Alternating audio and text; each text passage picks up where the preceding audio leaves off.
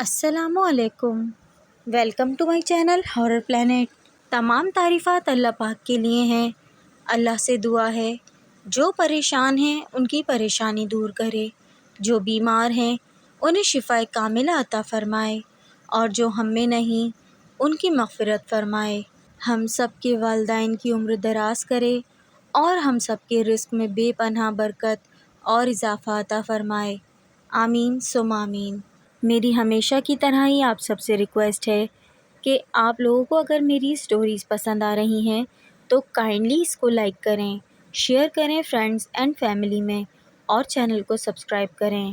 لازمی کمنٹ کر کے ہمیں یہ بتایا کریں کہ آپ مجھے کس شہر سے سن رہے ہیں، اور اگر آپ کے پاس بھی ایسے ہی terrifying, horrible and bone chilling stories ہیں تو آپ ہم سے شیئر کریں، ہم انشاءاللہ اس کو لازمی نریٹ کریں گے۔ چلیں بڑھتے ہیں اپنے واقعے کی طرف۔ یہ بھائی لکھتے ہیں کہ یہ واقعہ کراچی کے ایریا PECHS کا ہے۔ 1998 کا یہ واقعہ ایک دوست نے بتایا جو اس کے ماموں اور ان کے دوستوں کے ساتھ ہوا۔ وہ دوست بتاتا ہے اس کے ماموں اور ان کے دوست اوجا بورڈ کے لیے آئے۔ اس ٹائم یہ بہت مشہور تھا کہ روح بلائی جاتی ہے۔ ایک رات ایک دوست کے گھر ان سب نے یہی چیز کی۔ 2 سے 3 اٹیمپٹ میں تو کچھ نہیں ہوا تھا۔ چوتھے اٹیمپٹ میں جو گلاس بورڈ پر رکھا تھا وہ موو کیا، اور جس روم میں یہ لوگ تھے اس روم کی چھت پہ 5 سے 10 منٹ کے بعد کسی کے چلنے کی آوازیں آنے لگیں۔ یہ لوگ ڈر گئے اور بورڈ اٹھا کے بند کر دیا۔ کچھ دیر سارے دوست وہیں روم میں بیٹھے باتیں کرتے رہے تو روم کے باہر کسی کے چلنے کی آواز آنے لگی۔ دروازہ کھول کے دیکھا تو کوئی نہیں تھا۔ یہ تمام دوست دروازہ کھول کر بیٹھ گئے تو کچھ دیر کے بعد ان لوگوں کو فیل ہوا کوئی سیڑھیوں سے نیچے گیا ہے، اور وہ بھی تیزی کے ساتھ۔ اس ٹائم رات کے 3 بجے کا وقت تھا۔ جس دوست کے گھر میں یہ لوگ تھے وہ فرسٹ فلور تک بنا ہوا تھا۔ اس دوست کے گھر والے نیچے گراؤنڈ پہ سو رہے تھے۔ دوست کے ماموں نے تھوڑا دروازے سے جھانک کے سیڑھیوں کی طرف دیکھا تو وہاں ایک 10 سال کی عمر کا ایک بچہ کھڑا تھا جو اوپر دوست کے ماموں کو دیکھ رہا تھا۔ وہ بتاتے ہیں بچے کا چہرہ سفید ہو رہا تھا جیسے ڈیتھ کے بعد کسی مردے کا ہو جاتا ہے۔ ماموں ڈر کے اپنے دوستوں کو بتانے لگے۔ باقی سب نے دیکھا تو وہاں پر کوئی بھی نہیں تھا۔ جس دوست کا گھر تھا اس نے بھی کہا تیرا وہم ہوگا، اتنا چھوٹا بچہ تو ہمارے گھر میں ہی نہیں ہے۔ سب نے یہ بات مذاق میں ٹال دی، اور مذاق مستی میں فجر کا ٹائم ہو گیا۔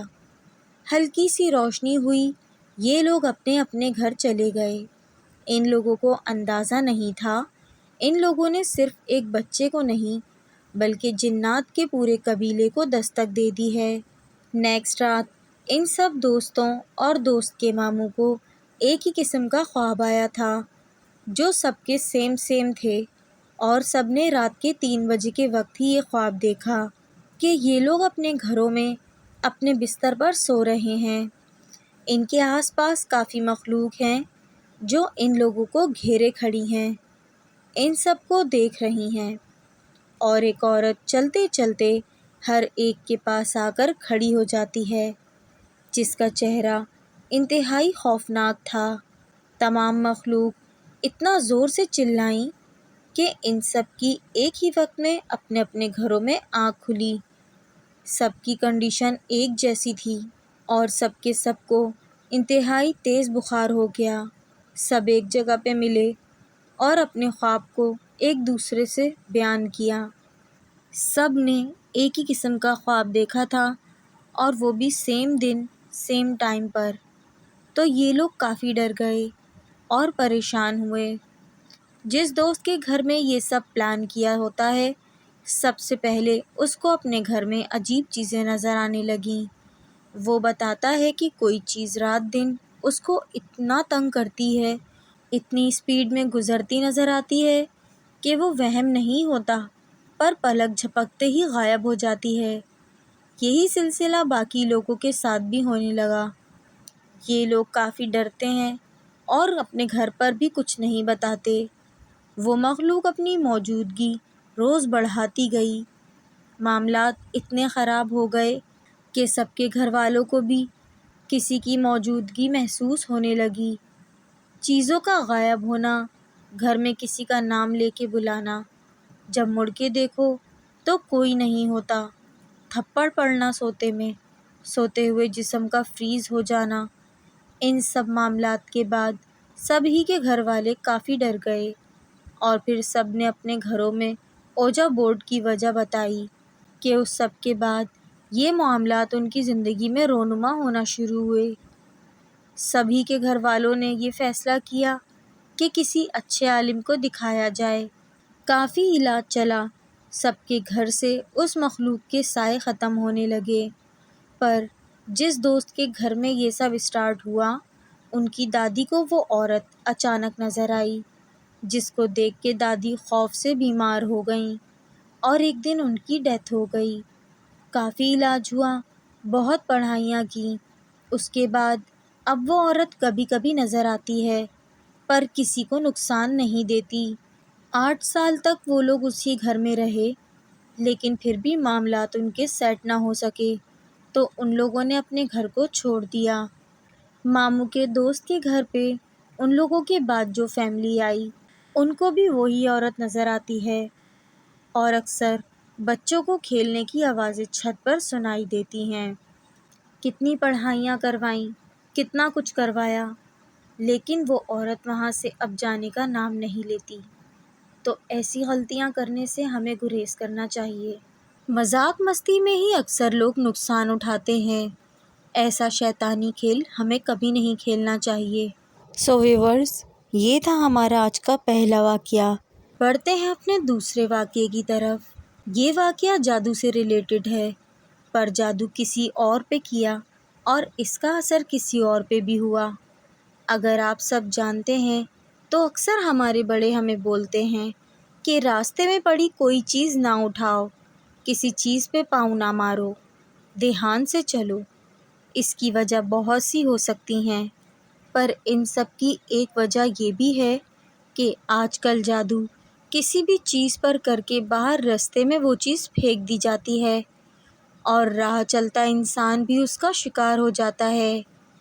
ایسے ہی ایک عجیب واقعہ 2016 میں ہوا، جب ایک 10 سال کا لڑکا شام کو ایک گراؤنڈ میں کھیل کے وقت ایک کچرے والی جگہ پہ لال کپڑا کسی چیز میں لپٹا ہوا دیکھتا ہے تو اس کو اٹھا لیتا ہے۔